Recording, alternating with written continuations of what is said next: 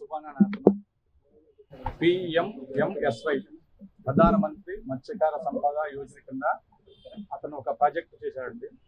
ఆ ప్రాజెక్టులో బిల్స్ కోసం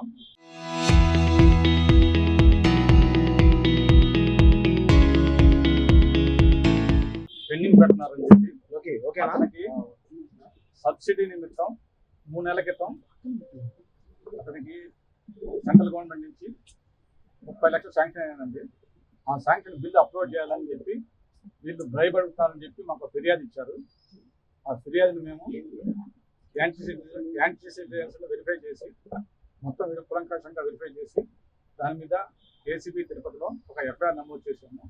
ఈరోజు ఈ బిల్లు ప్రాసెస్ చేయడానికి డబ్బులు అడిగిన district fisheries officer come deputy director CN Reddaiah గారిని మరియు అతను ఆఫీస్లో పనిచేసే DPM అయిన కిరణ్ గారిని మరియు డబ్బుల కోసం మిడిల్ మ్యాన్ ఒక పర్సన్ పంపించారు.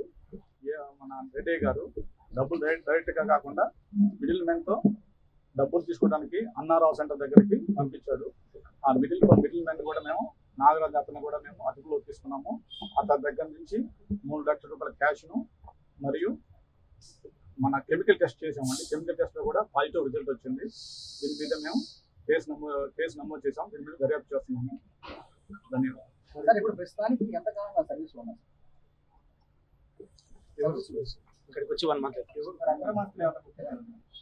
తర్వాత మిగతా ఇవన్నీ దర్యాప్తులో ఉన్నాయండి. ఇవన్నీ మేము మీకు అన్ని రాదు, మళ్ళీ మీకు ఇన్ఫర్మేషన్ ఇస్తాము. మీదంతా మేము దర్యాప్తులో చేస్తున్నాము. మొత్తం దర్యాప్తు అయిపోగానే మీకు అన్ని డీటెయిల్స్ మొత్తం ఎంత భయపడి మొత్తం 4.5 లక్షలు అడిగారంటే మొదటి విధంగా 3 లక్షలు ఇవ్వమన్నారు. బిల్లు పడిన తర్వాత 1.5 లాక్ ఇవ్వమని చెప్పి ఫిర్యాదులో మనకు ఫిర్యాదు అయినా పెద్ద సుబ్బాని మనకు ఫిర్యాదులో